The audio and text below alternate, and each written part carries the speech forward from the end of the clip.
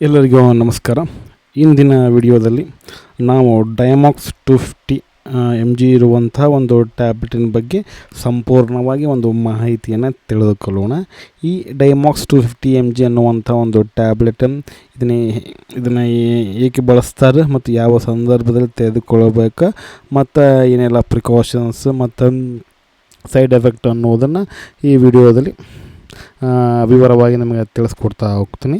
ಈ ಡಯಾಮಾಕ್ಸ್ 250 mg ಅನ್ನುವಂಥ tablet ತಯಾರು ಮಾಡಿರ್ತಕ್ಕಂಥ ಒಂದು ಕಂಪ್ನಿ ಬಂದುಬಿಟ್ಟು ಸನ್ ಫಾರ್ಮಾ ಅನ್ನುವಂಥ ಕಂಪ್ನಿ ಈ ಒಂದು ಟ್ಯಾಬ್ಲೆಟನ್ನು ತಯಾರು ಮಾಡ್ತು.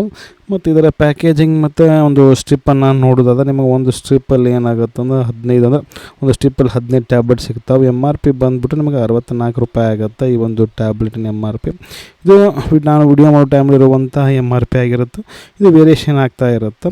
ಮತ್ತು ಇದರಲ್ಲಿರುವಂಥ ಒಂದು ಕಂಟೆಂಟ್ ಅಥವಾ ಮಾಲಿಕ್ಯೂಲ್ ನೇಮನ್ನು ನೋಡೋದಾದ್ರೆ ಇದರಲ್ಲಿ ಮೇನ್ ಇಂಗ್ರೀಡಿಯೆಂಟ್ ಬಂದುಬಿಟ್ಟು ಎಸೆಟಾಜೋಲಮೈಡ್. ಇದರಲ್ಲಿರುವಂಥ ಒಂದು ಕಂಟೆಂಟ್ 250 mg ಇರುತ್ತೆ.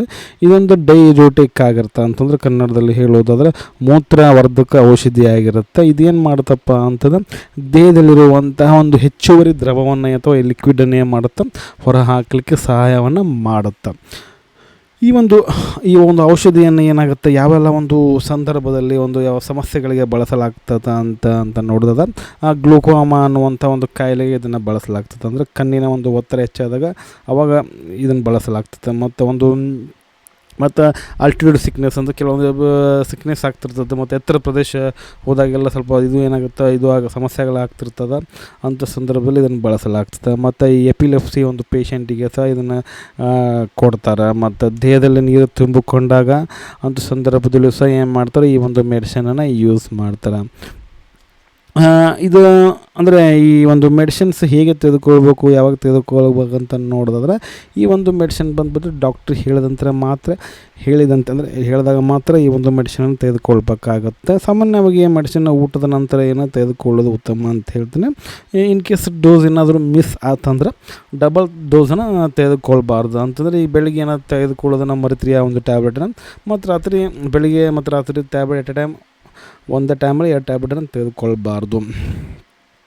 ಮತ್ತು ಈ ಒಂದು ಸೈಡ್ ಎಫೆಕ್ಟ್ ಅನ್ನೋದನ್ನು ಈ ಒಂದು ಟ್ಯಾಬ್ಲೆಟ್ ತೆಗೆದುಕೊಂಡಾಗೆಲ್ಲ ಏನೆಲ್ಲ ಒಂದು ಸೈಡ್ ಎಫೆಕ್ಟ್ ಅಂತ ನೋಡೋದಾದರೆ ಕೆಲವರಿಗೆ ಆಗ್ಬೋದು ಸೈಡ್ ಎಫೆಕ್ಟ್ ಅಂತಂದರೆ ತಲೆ ಸುತ್ತೋದು ಮತ್ತು ಮಲಬದ್ಧತೆ ಅಥವಾ ಈ ಕೈಕಾಲ ಒಂದು ಪೇನ್ ಆಗೋದು ಮತ್ತು ಹೆಚ್ಚಿಗೆ ಒಂದು ಮೂತ್ರ ವಿಸರ್ಜನೆ ಆಗೋದು ಇವೆಲ್ಲ ಆಗ್ತಾ ಇತ್ತಂದರೆ ಏನು ಮಾಡಿ ಅಂತಂದರೆ ಡಾಕ್ಟ್ರನ್ನ ಈ ಮೆಡಿಸಿನ್ಸನ್ನು ಸ್ಟಾಪ್ ಮಾಡಿ ಡಾಕ್ಟ್ರನ್ನ ತಕ್ಷಣ ಸಂಪರ್ಕಿಸಬೇಕಾಗತ್ತೆ. ಮತ್ತು ಪ್ರಿಕಾಷನ್ಸ್ ಏನು ಈ ಒಂದು ಟ್ಯಾಬ್ಲೆಟ್ ತೆಗೆದುಕೊಳ್ಳೋದ್ರಿಂದ ಏನೆಲ್ಲ ಪ್ರಿಕಾಷನ್ಸ್ ಅಂತ ತೆಗೆದುಕೊಳ್ಬೇಕಂತ ನೋಡಿದ್ರೆ ಪ್ರಿಕಾಷನ್ಸ್ ಬಂದುಬಿಟ್ಟು ಈ ಪ್ರೆಗ್ನೆಂಟ್ ವುಮೆನ್ ಇರ್ತಾರೆ ಅವ್ನು ಡಾಕ್ಟರ್ ಕನ್ಸಲ್ಟ್ ಮಾಡಿ ಈ ಒಂದು ಔಷಧ ತೆಗೆದುಕೊಳ್ಬೇಕಾಗತ್ತೆ. ಮತ್ತು ಕಿಡ್ನಿ ಅಥವಾ ಲಿವರ್ ಪ್ರಾಬ್ಲಮ್ ಇತ್ತಂದ್ರೆ ಸಹ ಡಾಕ್ಟ್ರಿಗೆ ತಿಳಿಸ್ಬೇಕಾಗತ್ತೆ. ಮತ್ತು ಇನ್ನೇನಾದರೂ ಇದರ ಜೊತೆಗೆ ಏನಾದರೂ ಔಷಧಿಗಳು ನೀವು ಮೊದಲು ಏನಾದರೂ ತೆಗೆದುಕೊಳ್ತಾ ಇದ್ದರೂ ಸಹ ಅಂಥ ಸಂದರ್ಭದಲ್ಲಿ ಈ ಒಂದು ಮೆಡಿಸಿನನ್ನು ನೀವು ಡಾಕ್ಟ್ರಿಗೆ ಹೇಳಿ ಈ ಒಂದು ಮೆಡಿಸಿನನ್ನು ತೆಗೆದುಕೊಳ್ಳೋದು ಉತ್ತಮ ಅಂತ ಹೇಳ್ತಾನೆ.